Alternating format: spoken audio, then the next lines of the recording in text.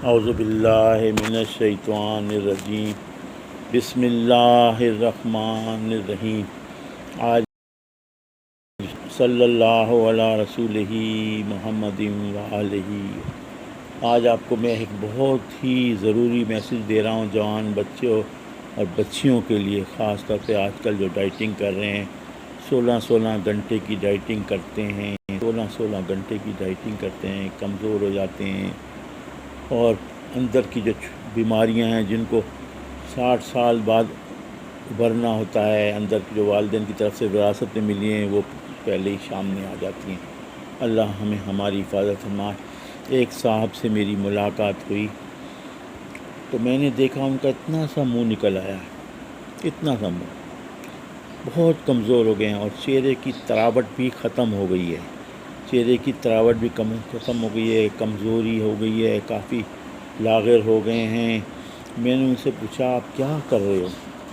بولا میری انسولین میں لیتا تھا، میری شوگر کنٹرول نہیں ہوتی تھی، تو ایک ڈاکٹر سے میری ملاقات ہوئی، اس نے کہا کہ بھئی آسان نسخہ میں آپ کو بتاتا ہوں، آپ اس پہ عمل شروع کر دو، انشاءاللہ آپ کی شوگر کنٹرول میں ہو جائے گی۔ بات ان کی بھی صحیح تھی، غلط تو نہیں تھی۔ انہوں نے کہا کہ جی پی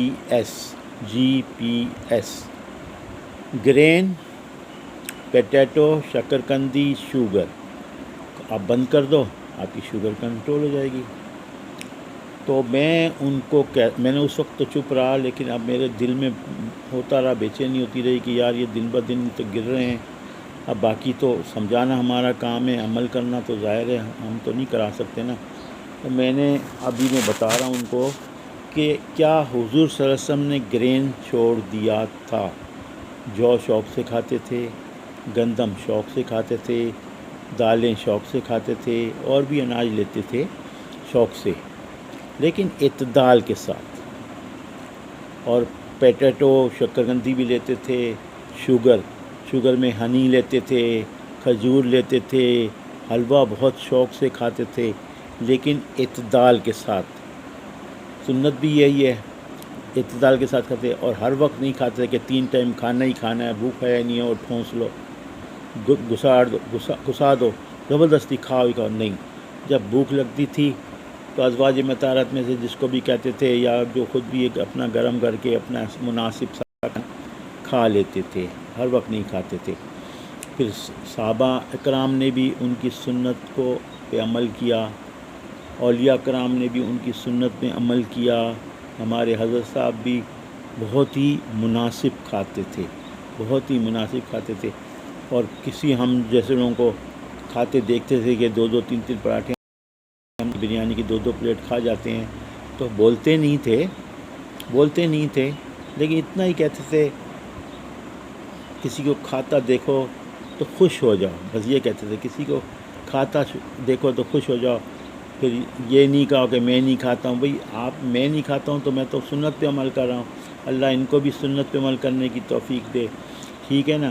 تو اگر آپ کو ڈائٹنگ کا بہت شوق ہے، کرو، بے شک کرو، روزے رکھ لو، آپ کی قضا روزے ادا ہو جائیں گے، قضا ادا ہو جائیں گے تو نفلی روزے ہو جائیں گے، نہیں تو والدین کو بھی اس میں کچھ پہنچ جائے گا، ٹھیک ہے نا۔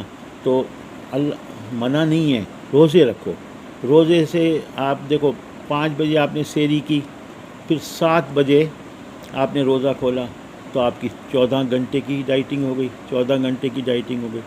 پھر یہ نہیں ہے کہ آپ نے روزہ کھولا تو پکوڑے بھی کھا رہے ہو، اور جو چپس بھی کھا رہے ہو، اور فروٹ چاٹ بھی کھا رہے ہو، پھر نماز پڑھ کے آپ نے بریانی کی بھی 2 پلیٹیں کھا لی، قورمے کی 1 پلیٹ کھا لی، میٹھا کا بھی 1 پیالہ کھا لیا، ایسا نہیں ہے، ٹھیک ہے نا۔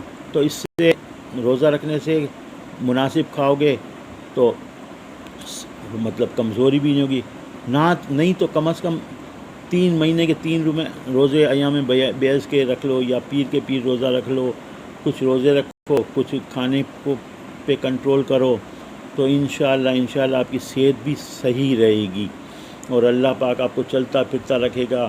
شوگر بھی اگر ہے تو کنٹرول میں ہو جائے گی، بلڈ پریشر بھی ہائی نہیں ہوگا، اور کولیسٹرول بھی نہیں بڑھے گا، انشاءاللہ۔